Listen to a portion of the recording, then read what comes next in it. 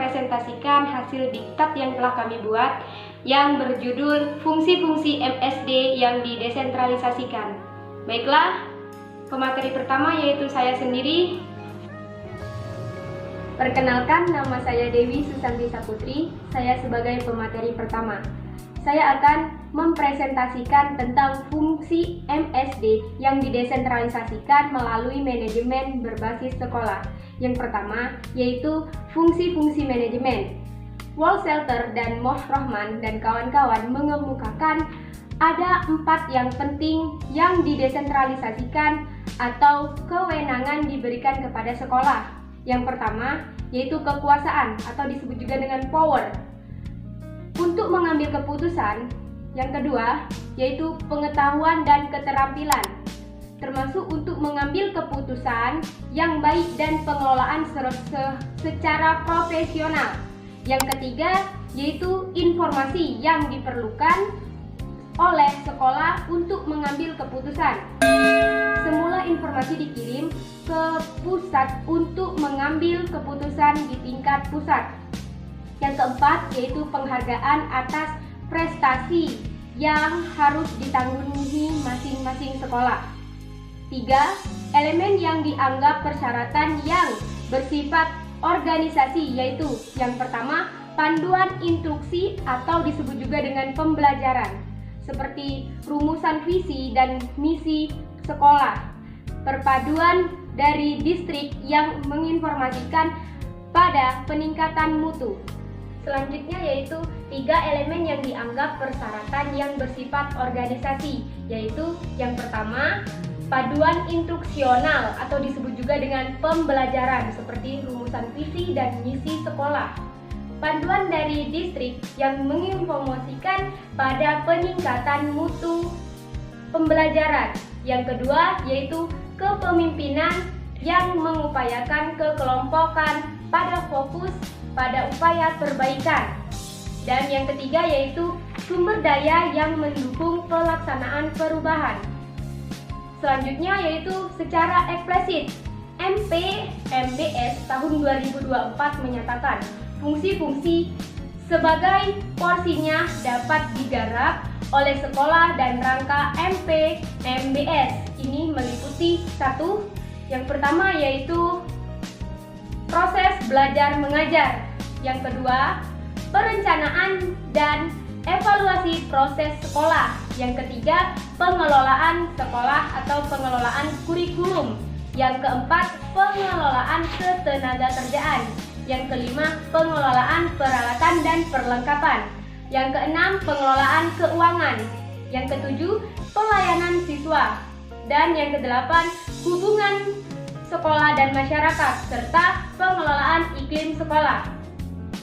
Baiklah, berdasarkan dari uraian di atas, menyatakan bahwa pemberian kewenangan pengelolaan pendidikan di tingkat sekolah dapat dibagi ke dalam dunia kategori, yaitu aspek fungsinya yang mencakupi perencanaan, pengorganisasian, pengawasan, dan kepemimpinan. Fungsi-fungsi ini dilaksanakan oleh sekolah, baik oleh kepala sekolah, guru, dan atau komite sekolah. Kemudian aspek berikutnya adalah aspek teknis yang dikelola oleh sekolah dan fungsi-fungsi tersebut. Kenalkan, nama saya Basiatul Ama, akan melanjutkan presentasi dari Dewi Susanti Saputri. Kelas 2, desentralisasi fungsi-fungsi manajemen. 1. Perencanaan dan evaluasi. Sekolah diberi kewenangan untuk melakukan perencanaan sesuai dengan kebutuhannya. Kebutuhan yang dimaksud misalnya kebutuhan untuk meningkatkan mutu sekolah. Oleh karena itu, sekolah harus melakukan analisis kebutuhan mutu yang hasilnya akan digunakan sebagai dasar alam. Dasar dalam membuat rencana meningkatkan mutu sekolah. Sekolah diberi wewenang untuk melakukan evaluasi, khususnya evaluasi yang dilakukan secara internal. Evaluasi internal dilakukan oleh warga sekolah untuk memantau proses pelaksanaan dan hasil program-program yang telah dilaksanakan. 2. Pengembangan kurikulum. Pengembangan kurikulum sepenuhnya diserahkan kepada masing-masing satuan pendidikan dengan mengacu pada standar kompetensi lulusan, standar isi, kerangka, dan struktur kurikulum, serta dalam paduan penyusunan kurikulum yang telah ditetapkan oleh pemerintah pusat. Kebijakan tersebut memungkinkan setiap ditetapkan oleh pemerintah pusat.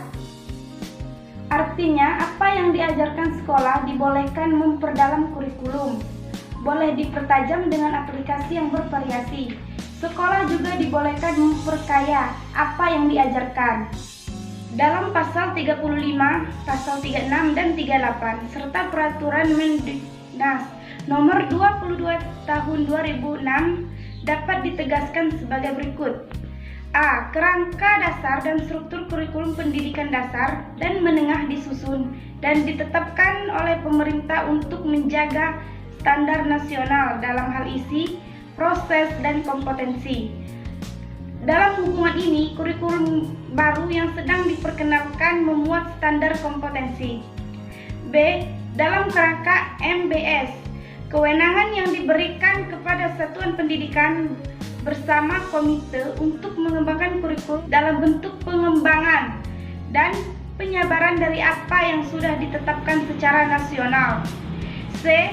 Guru mempunyai kewenangan untuk mengembangkan proses pembelajaran sesuai metode yang ia kuasai dan dia pilih.